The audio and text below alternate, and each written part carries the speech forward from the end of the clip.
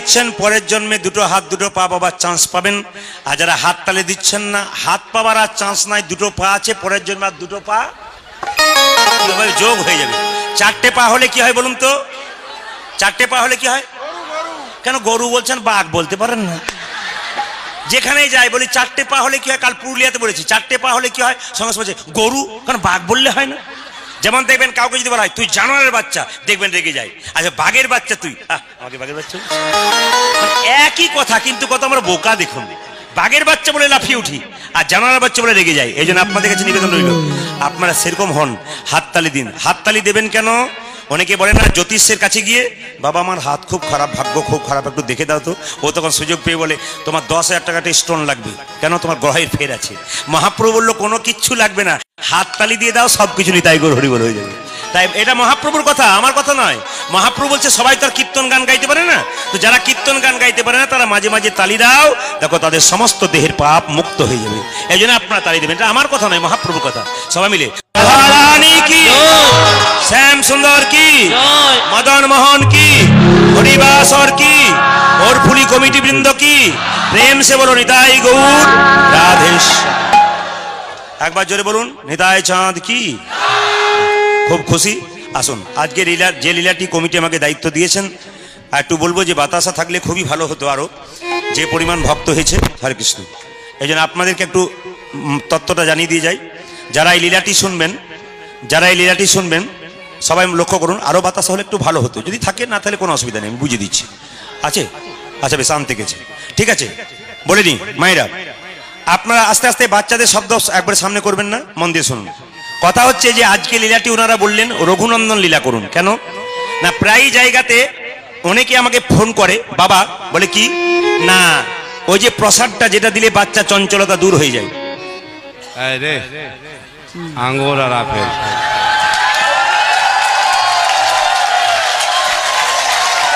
আঙ্গুরও এসেছে, আপেলও এসেছে, আপেলও চলে এসেছে। কি করে মাঝে মাঝে টিপে দেখছি যে প্লাস্টিকের বটে না আসল বটে, দেখলাম না আসলই বটে।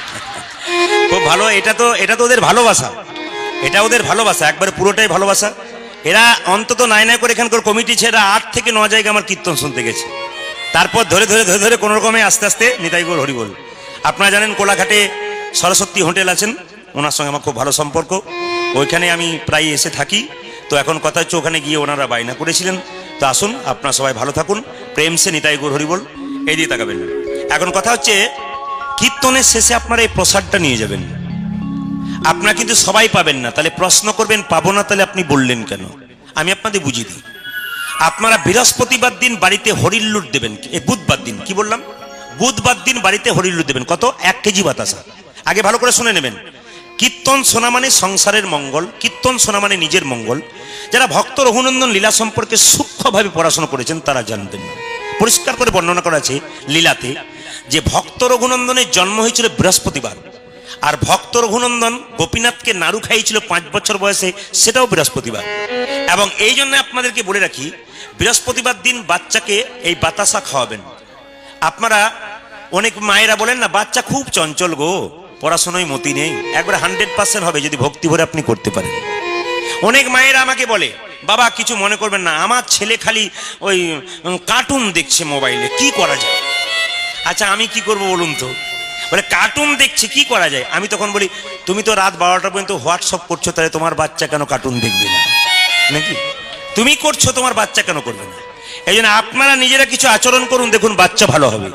এই জন্য বলি বুধবার দিন আপনারা 1 কেজি বাতাসা কিনবেন। সবাইকে বলি বাড়ির যে হরি মন্দির মানে তুলসী মন্দির, সেখানে হরির লুট দিয়ে দেবেন, পাড়ার বাচ্চাদেরকে দেবেন 500 কি 700 মতো বাতাসা আপনি বাড়িতে কৌটোতে রেখে দেবেন। ভালো করে একবারই বলবো, দ্বিতীয়বার বলবো না, মন দিয়ে শুনবেন। এই কাজগুলো করবেন, কৌটোতে রেখে দেবেন। রেখে দিয়ে প্রত্যেক বৃহস্পতিবার বাচ্চাকে সকাল 10টার সময় স্নান করাবেন। 10টা হতে হবে এমন কোনো কথা নয়, 10টা থেকে 12টার মধ্যে স্নান করাবেন। যেমন এখানে 3টে বাচ্চা আছে, এদের মায়েদের তো করতেই হবে একবারে পাক্কা, বুঝতে পারছেন তো? 4টারই করতে হবে। বসো বসো। তো সবাই লক্ষ্য করুন, তো আপনারা এই বাতাসাটা বৃহস্পতিবার দিন 10টা থেকে 12টার মধ্যে বাচ্চাকে স্নান করিয়ে আমার দিকে তাকাবেন। বেশিটুকু নয়, এইটুকু বাতাসা, আপনি এইটুকু বাতাসা একটা তুলসী পত্র দিয়ে বাচ্চাকে স্নান করিয়ে ওই তুলসী মন্দিরে বসিয়ে পবিত্রভাবে মা গলায় কাপড়টা দিয়ে বাচ্চাটাকে জল দেওয়া করবেন তুলসী গাছে, আপনিও দেবেন, দিয়ে জয় গোপীনাথ জয় গোপীনাথ জয় গোপীনাথ 3 বার বলবেন। কবার বললাম? 3 বার। কি বলবেন? জয় গোপীনাথ জয় গোপীনাথ জয় গোপীনাথ নিয়ে বাচ্চার মুখে আপনি দিয়ে দেবেন। দেখবেন প্রতি বৃহস্পতিবার দিন 1 বছরের মধ্যে আপনার বাচ্চা আস্তে আস্তে শান্ত হবে। প্রশ্ন করবেন এর আরো উপকারিতা আছে? বলে হ্যাঁ। দেখবেন গাড়ি বাড়ি টাকা পয়সা ধন দৌলত আছে, কিন্তু একটা জিনিস দেখবেন বাড়িতে নাই, কি বলুন তো? শান্তি নাই। বাড়িতে শান্তি প্রতিষ্ঠা করতে গেলে আপনার ওই বাতাসাটা একটা টুকরো তুলসী মন্দিরে বৃহস্পতিবার দিন, আমার দিকে তাকান, এরকম করে গুঁড়ি করে ভেঙে গাছের নিচে দিয়ে দেবেন। প্রতিদিন 1 ঘটি করে জল দেবেন। দেখবেন 1 বছরের মধ্যে প্রতি বৃহস্পতিবার কিন্তু বাতাসা দেবেন, আর 1 ঘটি করে জল প্রত্যেক দিন করে দেবেন। দেখবেন 1 বছরের মধ্যে বাড়িতে শান্তি শৃঙ্খলা প্রতিষ্ঠা হচ্ছে। বাড়িতে এমনও হয় যে অসুস্থ ব্যক্তি আছে, খুব কষ্ট পাচ্ছে, রোগ ভালো হচ্ছে না, দীর্ঘদিন ধরে ভুগছে, দীর্ঘমেয়াদী রোগ যেগুলো, আপনারা লক্ষ্য করে দেখবেন এই বাতাসা জয় গোপীনাথ বলে তাকে বৃহস্পতিবার তুলসী পাতা দিয়ে খাওয়াবেন। দেখবেন 1 বছরের মধ্যে তার অনেক উপশম হয়ে যাবে। ভক্তি যার কৃষ্ণ তার সর্বশাস্ত্রে কয়, ভক্তি না থাকলে কৃষ্ণ দেখিলে কি বা হয়।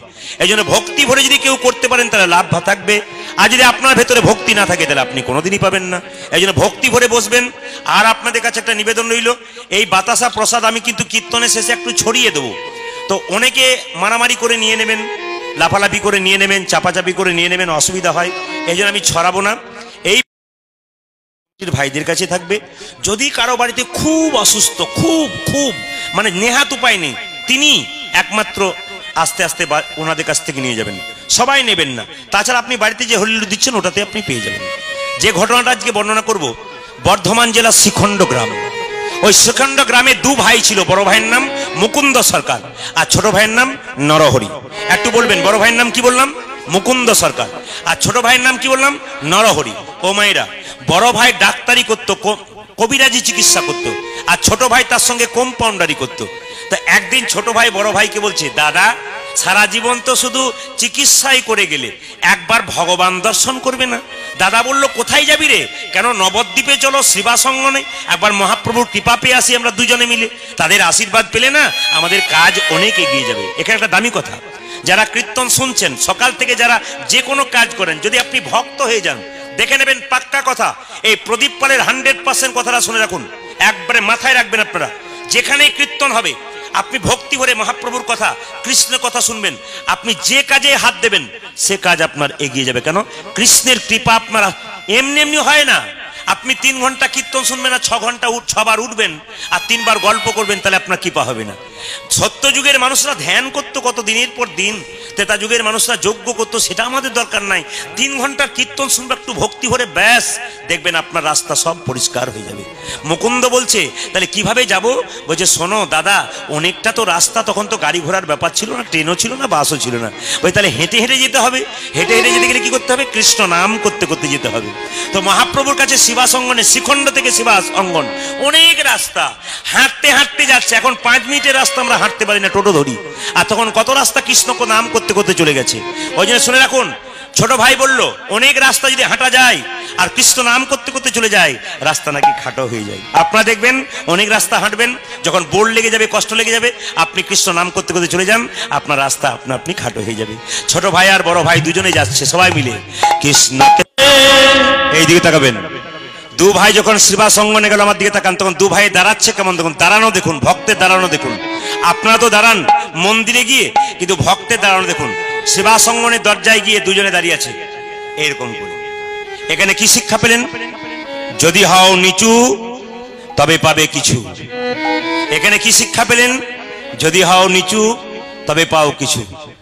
বাবা শিব, দেবতাদের মিটিং হতো, সভা হতো, সবাই ওপরে বসতো, বাবা শিব নিচে বসতো।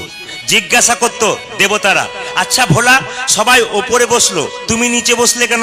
ভোলা বলতো, ওপরে বসলে পড়বার ভয় থাকে, নিচে বসে গেলাম। নানা যারা চেয়ারে বসছেন আপনাদের বলি নেই কেন, ওই তত্ত্বটা নয়। তত্ত্ব কি? আপনারাও তো বলবেন, প্রদীপ বাবু আপনি তো তক্তার উপরে বসেছেন, আমরা তো নিচে বসেছি। হ্যাঁ হ্যাঁ, আমি তো চৌকির উপরে দাঁড়িয়ে আছি, আমি তো চৌকিদার। আপনার জমিতে বসে আছেন, আপনার তো জমিদার। এই জন্য আপনারা জমিদারের মতো বসে আছেন। এখানে ওপরে বসার কথা বলা হয় নাই। তত্ত্ব কি বলছে? অহংকারের মঞ্চে বসো না, অভিমানের মঞ্চে বসো না। ভেতরে যদি কারো একটু অহংকার হয়ে যায় তবে তার নিতাই গৌর হরিবল হয়ে যাবে। আমি শুধু আপনাদের বোঝাতে চাই কিসের অহংকার। হরে কৃষ্ণ, কিসের অহংকার? এখনই আছেন, এখনই নাই। কীর্তন শুনতে এলেন, গ্যারান্টি নাই বাড়ি যাবেন। বাড়ি যাবেন রাস্তাতে গ্যারান্টি নাই আপনি রাত্রিবেলায় শুলে সকালবেলায় চোখ খুলবেন, যখন তখন চলে যেতে পারেন। জয়নগর কলকাতা মোয়া তৈরি হয় আপনারা সবাই জানেন।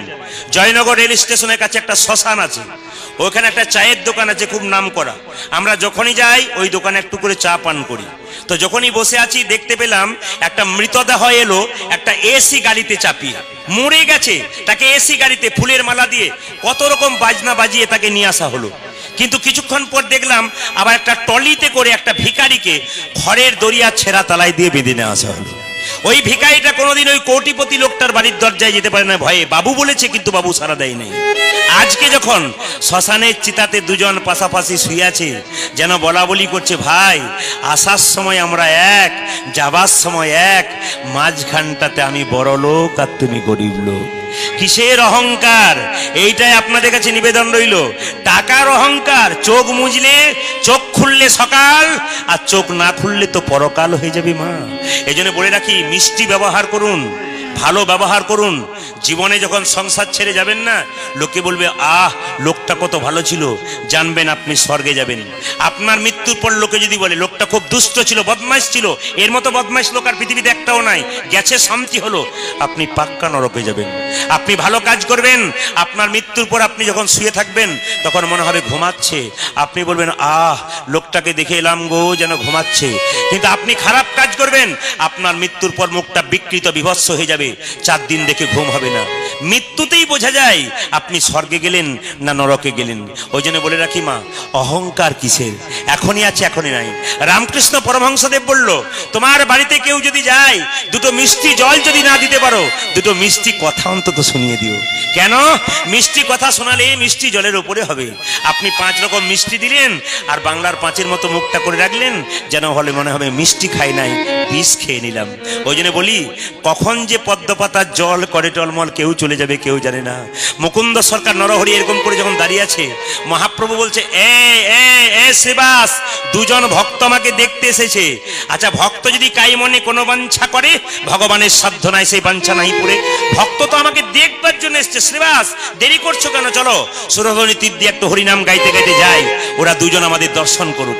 আচ্ছা, ভক্ত দর্শন করতে গেছে, ভগবান দর্শন করাচ্ছেন। আপনি যে মন নিয়ে এখানে আসবেন সেই মনে ভগবানকে পাবেন। ভগবান বলেছেন মন মনা ভাবা, তোমার মনটা আমাকে দাও, আমি আমার মনটা তোমাকে দেবো। তোমার মন আমাকে না দিলে আমি আমার মন তোমাকে কি করে দেবো? মহাপ্রভু কি করলো? শ্রীবাসঙ্গন থেকে বেরিয়ে 2 ভাইকে দেখা দেবার জন্য সুরধনী তীর দিয়ে হরিনাম গাইতে গাইতে যাচ্ছে। 2 ভাই দাঁড়িয়ে আছে, এবার আশীর্বাদ পাবে। কি আশীর্বাদ পাচ্ছে দেখুন। মহাপ্রভু শিবাসকে ডেকে বলছে, শিবাস বলে দাও ওদের মধ্যে যে ছোট ভাই নরহরি সরকার, সে সারা জীবন আমার সঙ্গে কীর্তন করবে, আমার সঙ্গে থাকবে। আর ওদের মধ্যে যে বড় ভাই মুকুন্দ, তাকে বলে দাও সে আমার 100 জন্ম কৃপা পাবে না। এটা কিরকম বিচার হলো বাবা? আপনারা কীর্তন শুনতে এসছেন এখানে, 2 ভাই কীর্তন শুনতে এসছেন। এক ভাই কৃপা পেল, এক ভাই পেল না। যে পেল তার তো আনন্দ হবে, আর যে পেল না তার তো কত কষ্ট হবে। এখন শিবাস এসে বলছে, এই যে তোমাদের মধ্যে ছোট ভাইকে আমি গো, আমি কি নাম তোমার? আমার নাম হচ্ছে নরহরি সরকার। ও, তোমার জন্য প্রভু বলেছে তুমি সারা জীবন প্রভুর সঙ্গে থাকবে, কীর্তন করবে, হরিনাম করবে, প্রভুর সঙ্গে সঙ্গে থাকবে। বড় ভাই বলছে, হ্যাঁ গো, আমি যোকে টেনে টেনে নিয়ে এলাম, আমার জন্য প্রভু কি বলেছে?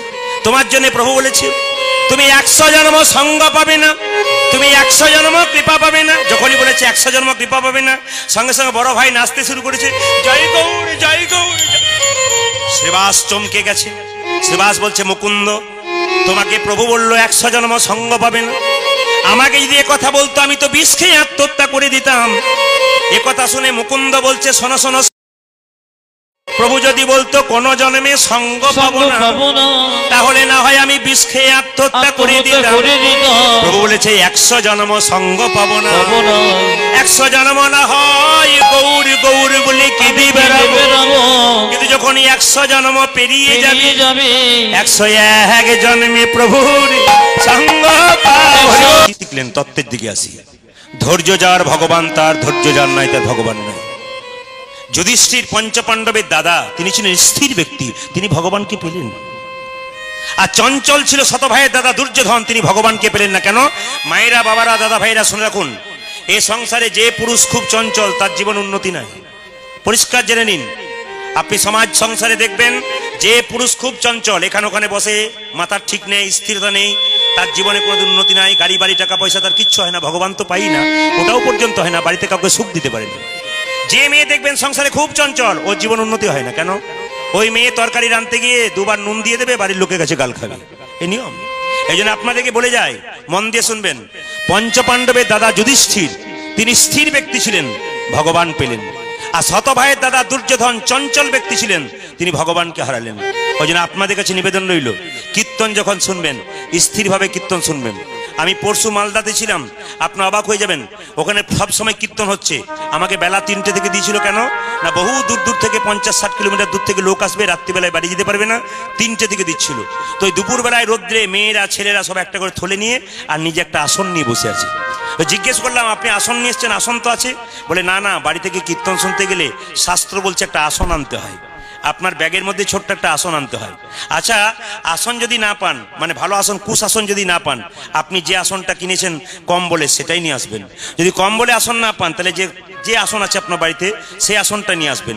সেটাও যদি না পান, তাহলে কমিটি যে আসনে দিয়েছে বসতে, সেটাও তো বসবেন। কিন্তু ভেবে দেখুন তো, বুকে হাত দিয়ে বলুন তো দাদা ভাইরা, আপনার কি আসনের উপরে বসছেন না চটির উপরে বসেছেন? বলবেন চটিগুলো কোথায় রাখবো? কীর্তন শুনবো না চটির দিকে মন দেবো? আর কিছু বিশিষ্ট ভদ্রলোক আছে দেখবেন, ওনারা কীর্তন শুনতে আসেন না, চটি খুঁজতে আসেন। পুরনো চটিগুলোকে দিয়ে উনি নতুন চটি দিয়ে চলে। ভদ্রলোক কিছু আছেন আর কি, এগুলো আছে। এগুলো সব মহাপ্রভুর কৃপা। কেন বলুন তো? ও পরের জন্মে চামার কুলে জন্ম নেবে আর কি, ওই জন্য ওকে ওই অবস্থা করেছে। পরের জন্মে ও চামার কুলে জন্ম নেবে, ওই জন্য জুতো চুরি করে করে বেড়াচ্ছে। এই জন্য দেখবেন যারা জুতো চুরি করে আর কাল থেকে কেউ করবে না, সব চামার কুলে জন্ম নেবে। যতগুলো জুতো চুরি করবে সব চামার কুলে জন্ম নেবে। এই জন্য আপনাদের কাছে নিবেদন রইল মায়েরা, ভক্তি যার কৃষ্ণ তার সর্বশাস্ত্রে কয়, ভক্তি না থাকলে এইদিকে তাকান। মুকুন্দার নরহরি যখন এরকম করে বসে আছে, আমি একটা ছোট্ট প্রমাণ দিয়ে দিই, ধৈর্য যার ভগবান তার। একটা 18 বছরের ছেলে তেঁতুল গাছের নিচে বসে ধ্যান করছে। নারদ মুনি পেরিয়ে যাচ্ছে, জিজ্ঞেস করছে, ও মুনিবর, ভগবানের কাছে যাচ্ছ? বলে হ্যাঁ। জিজ্ঞেস করে তো, আমি তেঁতুল গাছের নিচে ধ্যান করতে বসলাম, আমার 18 বছর বয়স, কতদিন পরে ভগবানকে পাবো? নারদ গিয়ে ভগবানকে বলছে, আচ্ছা প্রভু, তোমার একটা 18 বছরের ছেলে ধ্যান করতে বসছে তেঁতুল গাছের নিচে, কতদিন পরে তোমাকে পাবে?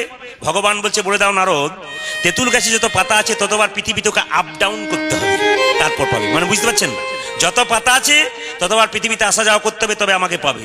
নারদ এসে বলছে, এই যে খোকা, ভগবানের কাছে গিয়েছিলাম, কি বলেছে? বলছে তেঁতুল গাছে যত পাতা আছে ততবার পৃথিবীতে তোকে আসা যাওয়া করতে হবে, তবে তুই পাবি। সঙ্গে সঙ্গে ছেলে নাচতে শুরু করেছে, তারপর পাবো তো, তারপর আমি পাবো তো। দেখছে ভগবান নারায়ণ তার পেছনে এসে দাঁড়িয়ে আছে। নারদ বলছে, প্রভু তোমার তো এখন আসার কথা নয়। বলছে, আমার আসার কথা ছিল না, কিন্তু ধৈর্য আর বিশ্বাস আমাকে টেনে এনেছে। ওই যে ধৈর্য যার ভগবান তার, ধৈর্য যার নাই তার ভগবান নাই। বড় ভাই মুকুন্দ সরকার যখন চোখের জলে ভাসছে, মনে মনে ভাবছে, ছোটকে তুমি কৃপা করলে, আমাকে করলে না। ভক্ত যদি চোখের জলে ভাসে, ভগবান সব সইতে পারে, কিন্তু ভক্তের চোখের জল সইতে পারে। তাই আপনাদের কাছে নিবেদন রইল, কাঁদবে যদি তবে সংসারের জন্য কেঁদো না, কাঁদবে যদি তবে ভগবানের জন্য কাঁদো। আপনারা মায়ের আপেল কলা লেবু মন্দিরে নিয়ে যান, ভগবান খায়, জোরে বলুন হ্যাঁ না না, একটু জোরে বলুন। কাল থেকে তাহলে নিয়ে যাবেন না? হ্যাঁ হ্যাঁ নিয়ে যাবেন। আসলে কি, ভগবান খায় না, ভগবান দেখে। তুমি যে আপেল কলা লেবু নিয়ে এলে, প্রেমের ভাবে নিয়ে এলে না অহংকারের ভাবে নিয়ে এলে? শত ভাইয়ের দাদা দুর্যোধন কৃষ্ণকে নিমন্ত্রণ করেছিল, এমন খাবার খাওয়াবো তুমি বাপ জন্মে খাওনি। ভগবান বলল, আমি যাব, পেটে খিদে থাকবে, খাবো না, ঢেকুর তুলে চলে আসবো। কেন? অহংকারের সেবা গ্রহণ করি না। খেয়েছিল কার বাড়িতে? বিদুরের স্ত্রী পরাশরীর কাছে, কলা বাদ দিয়ে কলার খোসা খেয়েছিল। ভক্তি যদি কারো থাকে, শ্রদ্ধা যদি থাকে, প্রেম যদি থাকে, ভগবান তার হাতে খাই। ওই যে নারদ মুনি ভগবানকে প্রশ্ন করলো, প্রভু ভক্ত তোমাকে কি দিলে খুশি হও? ভগবান বলছে, নারদ, কোন ভক্ত যদি আমাকে একটা ফুল দেয় আমি খুশি হয়ে যাই। আচ্ছা প্রভু, ধরো সেই ভক্তের কাছে ফুল নাই, সে তোমাকে কি দেবে? যদি ফুল না থাকে, তবে সেই ভক্ত যদি আমার চরণে দুটো তুলসী পাতা দেয়, আমি তার হয়ে যাই। আচ্ছা প্রভু, ধরো তার কাছে তুলসী পাতা নেই, সে তোমাকে কি দেবে? যদি তুলসী পাতা নাই বা রইল, আমার চরণে একটু গঙ্গার জল দিলে আমি খুশি হয়ে যাই। নারদ বলল, হে প্রভু, সবার বাড়ির সামনে তো গঙ্গা থাকে না, গঙ্গা যদি নাই বা রইল, গঙ্গা জল নাই বা রইল, সে তোমায় কি দেবে? ভগবান বলল, গো নারদ, গঙ্গা যদি নাই বা রইল, প্রত্যেকটি ভক্তের শরীরে দুটি নদী দিয়েছি, একটি গঙ্গা একটি যমুনা, দুটি নয়নের জল যদি আমার চরণে দেয়, তাকে আমার দাস হতে হয় না, আমি তার চিরকালের জন্য দাস।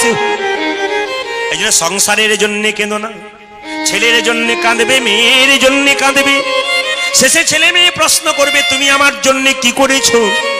আপনি বলবেন, যার জন্য করি চুরি সে কিনা বলে চোর।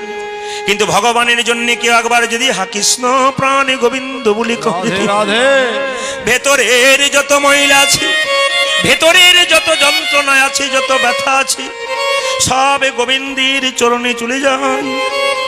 ছেলের জন্য কাঁদবে, মেয়ের জন্য কাঁদবে, তোমার চোখ থেকে জল পড়বে, সে জল তোমার চোখের কোণ দিয়ে পড়বে, সে জল স্পর্শ করলে গরম লাগবে, সে জল মুখের মধ্যে প্রবেশ করলে নোনা নোনা ভাব লাগবে। কিন্তু কেউ যদি একবার হা কৃষ্ণ প্রাণে গোবিন্দ বলে কাঁদতে পারে, আর তার কাঁদা নয়নের জল যদি মুখের মধ্যে প্রবেশ করে, তবে সে জল গরম লাগে না, শীতল লাগে। সে জল মুখের মধ্যে প্রবেশ করলে লোনা ভাব লাগে না, মিষ্টি ভাব লাগে।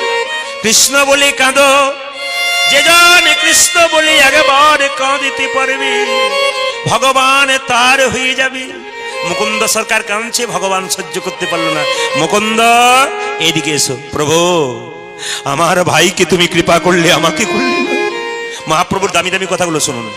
মহাপ্রভুর সঙ্গে সঙ্গে, মুকুন্দ ভালো করে শোনো, এ সংসারে যারা বড় ভাই হয় তাদের দায়িত্ব অনেক বেশি থাকে। এটা আমার কথা নয়, স্বয়ং মহাপ্রভুর কথা। তিনি কি বললেন? এ সংসারে যারা বড় ভাই হয় তাদের দায়িত্ব বেশি থাকে। মুকুন্দ বলছে, বুঝতে পারলাম না। বুঝতে পারলেন না? বনের মধ্যে বড় বড় গাছগুলো ছোট ছোট গাছগুলোকে ঝড়ঝঞ্ঝা থেকে রক্ষা করে। এ সংসারে বড় ভাই বড় বউ দেওয়া হয়, ছোট ছোট ভাইগুলোকে তারা আড়ালে রাখে। কেন? তারা বড় গাছ। তোমার ভাইকে আমার সঙ্গে রাখলাম, আর তোমাকে পাঠিয়ে দিলাম শ্রীখণ্ডে। কেন? তুমি শ্রীখণ্ডে ফিরে যাও, একটা গোপীনাথের মন্দির তৈরি করো। এই দেখো মুকুন্দ, তোমার তো চিকিৎসাতে খুব একটা নাম নাই, আমি তোমার মাথায় হাত দিয়ে আশীর্বাদ করলাম, বাড়ি গিয়ে তুমি কাল থেকে যাকেই চিকিৎসা করবে তারই রোগ ভালো হয়ে যাবে। এই জন্য আপনারা সবাই জেনে নিন, যে যেখানে বসে আছেন, কীর্তন শুনতে এসছেন, মহাপ্রভুর আশীর্বাদ যদি অজান্তে আপনি পেয়ে যান, আপনি যে কাজটা করছেন সেই কাজটা দেখবেন দিনের পর দিন আরো ফুলে ফেপে উঠবে। আপনি ভাবতেই পারবেন না কি করে হলো। মুকুন্দ, তুমি আর দেরি করো না, তুমি বাড়ি ফিরে যাও, জীবের দ্বারে হরিনাম দাও, গরিবের চিকিৎসা করো, বড়লোকের করো না। ফিরে কীর্তন শুনতে এসছেন। কয়েকদিন আগে শিবরাত্রি, কয়েকদিন আগে শিবরাত্রি চলে গেছে, আপনারা সবাই জানেন। তো শিবের কথা যখন প্রথমে বললাম, কালকেও যেখানে গাইছিলাম, শিবরাত্রি উপলক্ষে হচ্ছে 11 দিন ধরে অনুষ্ঠান। আপনাদের কাছে নিবেদন রইল, শিবের কিছু তত্ত্ব কথা আপনাদের সামনে বলবো, আপনারা একটু মন দিয়ে শুনবেন। শিবের কথা, আপনার বৈদ্যনাথ ধাম গেছেন কেউ কোনদিন? বৈদ্যনাথ ধাম ঝাড়খণ্ড, দেখবেন শিব আছে বৈদ্যনাথ। ওই শিবের কথা একটু বলে রাখি আপনাদের। তার ফাঁকে একটা কথা বলে রাখি, মুকুন্দ সরকার তার স্ত্রীকে খুব সম্মান করতো। বাড়ি ফিরে গেল তো এদিকে দেখেন, তার স্ত্রীকে খুব সম্মান দিত। দাদা ভাইরা যারা কীর্তন শুনতে এসছেন, তাদের কাছে নিবেদন রইল, বাড়ির মেয়েদেরকে আপনার সম্মান দিন। হরে কৃষ্ণ। বাচ্চাদের শব্দ একটু বন্ধ করুন। বাড়ির মেয়েদেরকে সম্মান দিন। বাড়ির লক্ষ্মী স্বরূপিণী মেয়েদেরকে যে সম্মান দেয় না, সে সংসার উন্নতি হয় না। তবে এ বলে এই নয়, আপনাকে সম্মান দিচ্ছে বলে আপনি কারো ঘাড়ের উপরে চাপবেন, সেটাও নয়। কিন্তু এটা ভেবে রাখবেন আপনারা। কেন বলুন তো? ও মায়েরা, পতি যদি পতির মতো হয় সংসার সুখের হয়, আর পত্নী যদি পত্নীর মতো হয় তবে সংসার সুখের হয়। পতি যদি বেলা 12টার সময় এলো, এক গ্লাস জল চাইলো, আর আপনি বলেন গড়িয়ে খেতে পাচ্ছ না, ইনি পত্নী নন, ইনি পেতনি। আর স্বামী যদি রাত্রি 12টার সময় রোজগার করে এসে মদ খেয়ে বাড়ি ঢুকলো, স্ত্রীকে অত্যাচার করলো, এ স্বামী নয়, এ আসামি।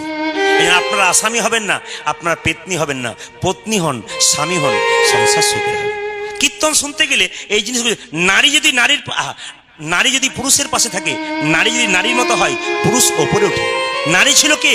চিন্তামণি, বিল্লমঙ্গলকে ব্রাহ্মণের ছেলে কৃষ্ণ পাইয়ে দিয়েছিল। নারী ছিল কে? পদ্মাবতী, জয়দেবকে গোবিন্দচরণ পাইয়ে দিয়েছিল। নারী ছিল কে? সারদা মা, রামকৃষ্ণকে পরমহংসদেব তৈরি করেছিল। নারী ছিল কে? ও মায়েরা, নারী ছিল কে? নারী ছিল বিষ্ণুপ্রিয়া, যিনি মহাপ্রভুকে সন্ন্যাসের পথে পাঠিয়ে দিয়েছিলেন।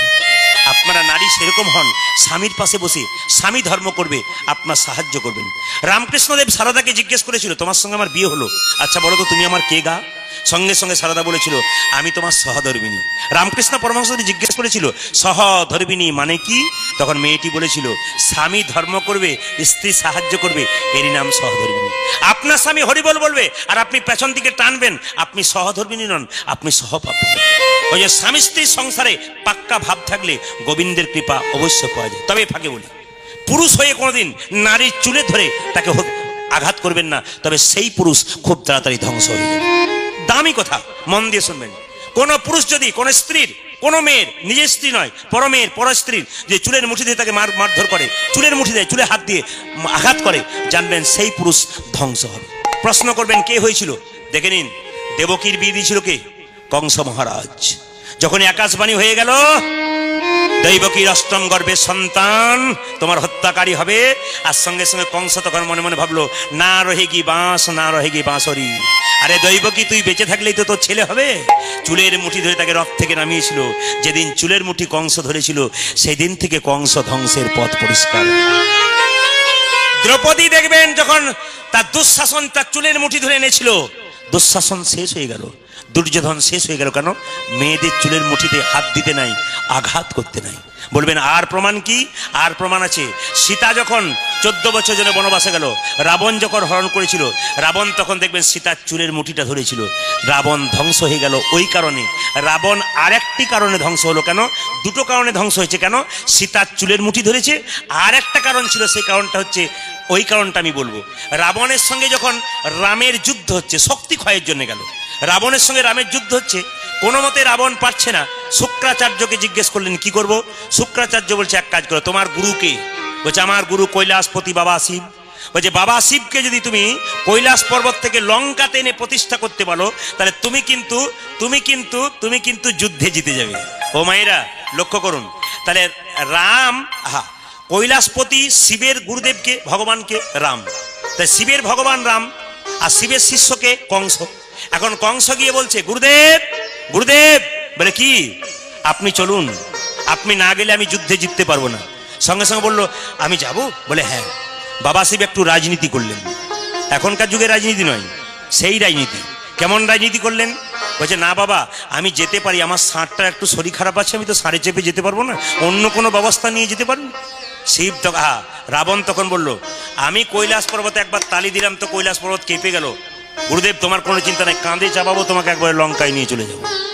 এখন বাবা শিব মনে মনে ভাবছে, পারবে বেটা, কিন্তু আমি যদি চলে যাই তাহলে আমার প্রভু রামচন্দ্র হেরে যাবে, আর আমি যদি না যাই তবে আমার শিষ্য হেরে যাবে। দু নৌকাই পা। কিন্তু একটি শর্ত করলেন, শোন শোন, এ রাবণ, আমি তোর সঙ্গে যেতে পারি তোর কাঁধে চেপে, কিন্তু যেতে যেতে মাঝ রাস্তায় কোথাও যদি আমাকে একবার নামিয়ে দিস, আমি সেই জায়গাতে রয়ে যাব, আর ওখান থেকে যাব না। এই শর্তে চাপালে আমি চাপবো। রাবণ বলল, কোনো ব্যাপার নাই, তুমি আমার কাঁধে চাপো, এইখানে চাপাবো, তোমাকে সোজা লঙ্কায় গিয়ে প্রতিষ্ঠা করব। এই সুযোগে কিন্তু বাবা ভোলানাথ একটি রাজনীতি করলেন। কি রাজনীতি? না, পবন দেবের নাম শুনেছেন? জোরে বলুন হ্যাঁ না না। পবন দেব আর বরুণ দেব দুজন কিন্তু রাবণের কাছে চাকরি করতো, কোনো বেতন দিত না। বারবার শিবের কাছে গিয়ে বলতো, তোমার শিষ্য আমাদের কোনো বেতনই দেয় না, বিনা বেতনে খাটাই। বাবা বলল, সময় মতো সুযোগ হবে। রাবণ বাবা তখন কি করলো? বরুণ দেবকে আর পবন দেবকে ডাকলো। বলছে, পবন দেব তুমি এক কাজ করো, মাঝ রাস্তাতে গাছের নিচে ব্রাহ্মণ সেজে দাঁড়িয়ে থাকো, আর বরুণ দেব তুমি জল হয়ে রাবণের পেটে ঢুকে যাও, তারপর আমি দেখছি মজা। জল হয়ে পেটে ঢুকলে কি হয় বুঝতে পারছেন তো? 3 ঘন্টা কীর্তন শুনে 2-1 উঠতে শুরু করেছে, তার মানে কি বলুন তো, জল বেড়ে গেলে গন্ডগোল হয়। এখন পবন দেব কি করেছে? ব্রাহ্মণ সেজে রাস্তাতে গাছের নিচে দাঁড়িয়ে আছে, আর বরুণ দেব জল রূপে প্রবেশ করেছে কোথায়? রাবণের পেটে। রাবণ কাঁধে চাপিয়েছে, যত রাস্তায় যাচ্ছে তত বরুণ দেব চাপ দিচ্ছে। মনে মনে ভাবছে, আর তো কোনো উপায় নাই, যদি আমি নিয়ে লঙ্কায় যাই তাহলে কোনো অসুবিধা নাই, আর যদি আমি কাঁধে করে নিয়ে যদি নামিয়ে দিই তাহলে আমার তো নরকে জায়গা হবে, আর যদি আমি কাঁধে করে নিয়েই চলে যাই, প্রস্রাব যদি না করি, জলে চাপ দেয়, তাহলে কিডনির সমস্যা হবে। এখন কি করব? এখন মনে মনে ভাবছে কি করা যায়। চাপ দিচ্ছে কিন্তু বরুণ দেব, মানে আস্তে আস্তে প্রস্রাব এত চাপ পেয়েছে, মনে মনে ভাবছে তাহলে কি করা যায়। দূরে দেখলো একজন ব্রাহ্মণ দাঁড়িয়েছে। কার রাজনীতি? জোরে বলুন। শিবের রাজনীতি। বড় পবনদেব দাঁড়িয়েছে ব্রাহ্মণ রূপে, তার কাছে কি বলছে, ঠাকুরমশাই ঠাকুরমশাই বলে কি আমার প্রভুকে একটু কোলে দেবো, একটু রাখবেন। ও তখন বলছে না না আমার দ্বারা হবে না, বাইরে বলছে হবে না, আর ভেতর ভেতর বলছে ওই কেসের জন্যই তো আমি দাঁড়িয়ে আছি, ওইটাই তো আমার কেস, আমি দাঁড়িয়ে আছি। এখন পবনদেব চুপচাপ দাঁড়িয়ে আছে, সঙ্গে সঙ্গে বলে ঠাকুরমশাই যা চাইবেন তাই দেবো, কিন্তু আমার গুরুদেবকে একবার ধরতে হবে। সঙ্গে সঙ্গে ঠাকুরমশাই একটা সুযোগ পেয়ে গেল, উনি বলেন একটা শর্ত আছে। বলে কি, আমি 5 মিনিট ধরবো, 5 মিনিট একসঙ্গে হয়ে গেলে নামিয়ে দেবো। তখন সঙ্গে সঙ্গে রাবণ বলছে আমার 2 মিনিটেই হয়ে যায়, 5 মিনিট লাগবেই না। এখন যেই না বাবা বাবা কি করেছে, বাবা ভোলাকে কোলে দিয়েছে পবনদেবের, আর যখন রাবণ প্রস্রাব করতে গেছে, আজকে আবার এমন ব্যাপার টাঙ্কি খালি হচ্ছে না, চলেই যাচ্ছে চলে যাচ্ছে। 5 মিনিট 1 সেকেন্ড হয়েছে, আর পবনদেব কি করেছে, বাবা ভোলাকে ওইখানটাতেই নামিয়ে দিয়েছে। যখনই নামিয়ে দিয়েছে সঙ্গে সঙ্গে রাবণের প্রস্রাব বন্ধ হয়ে গেছে। হাতে জল নিয়ে সঙ্গে সঙ্গে বাবা শিব তলিয়ে যাচ্ছে, আর বাবাকে এরকম করে জোরে তুলছে। যত পাতালে তুলে যাচ্ছে, রাবণ এত শক্তিমান যে বারবার তুলছে বারবার তুলছে। এই তুলতে তুলতে ওপর পর্যন্ত তুললো, ওইখানেই রয়ে গেল, আর ওখান থেকে এলো না। ওই তুলবার জন্য যে শক্তি ক্ষয় হয়েছিল, ওই শক্তি ক্ষয়ের জন্য রাবণ শেষ হলো, আর চুলের মুঠি ধরার জন্য রাবণ শেষ হলো। যদি ওই শিবকে আপনারা যদি দেখতে চান, তাহলে আপনার ঝাড়খণ্ডে যাবেন। কোথায় বলুন তো? ঝাড়খণ্ডে আপনার বৈদ্যনাথ ধাম, বাসুকিনাথ, দেওঘর বাসুকিনাথ বৈদ্যনাথ ধাম যাবেন, দেখবেন ওখানে ওই বাবা শিব এখনো পর্যন্ত আছে। আসুন লক্ষ্য করুন, এখন যেই না মুকুন্দ সরকার বাড়ি ফিরে গেল, সঙ্গে সঙ্গে ছোট্ট একটা মন্দির তৈরি করলো। কার না? গোপীনাথের মন্দির তৈরি করলো। আর গোপীনাথের মন্দির তৈরি করে গরিবের চিকিৎসা করতে লাগলো, আর গাইতে লাগলো। কি গাইছে? আমার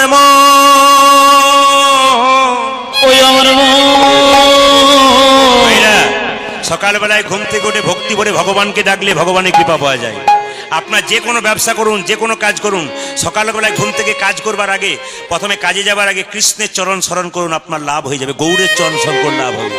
মুকুন্দ সরকার ঘুম থেকে উঠে কোনো চিকিৎসা করতো না, প্রথমে মন্দিরে গিয়ে গোপীনাথের চরণ সেবা করতো। লাইন দিয়ে থাকতো প্রচুর লোক।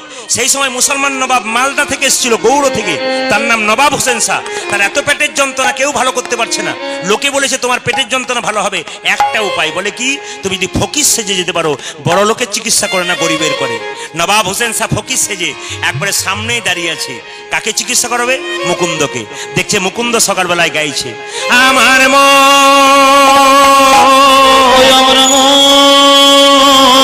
গোপীনাথ, আমার কাছে টাকা নাই, পয়সা নাই, আমি তোমায় সোনার মন্দির তৈরি করে দিতে পারবো না, তবে যার কাছে টাকা পয়সা নাই, হে গোবিন্দ, সে মনে মন্দিরে তোমাকে রাখতে পারে।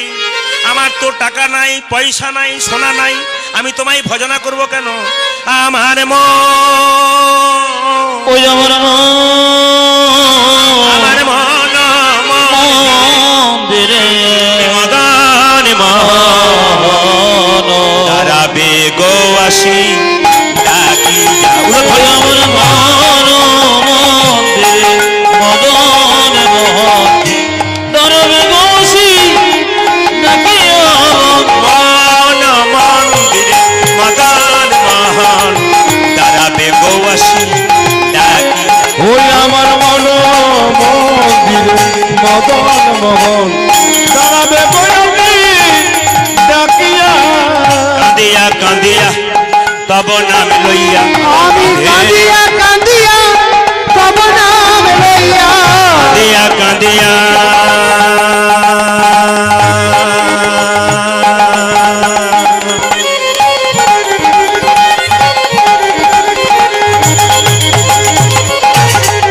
হে প্রাণনাথ,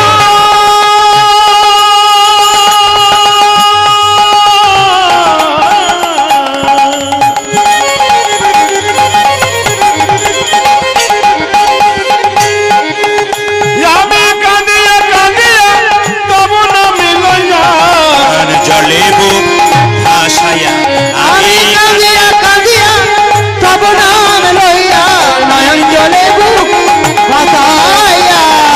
মন মন্দিরে মদন মোহন তারাবে গো আসি ডাকিয়া। হরি বল। আমার মন মন্দিরে মদন মোহন তারাবে গো আসি ডাকিয়া।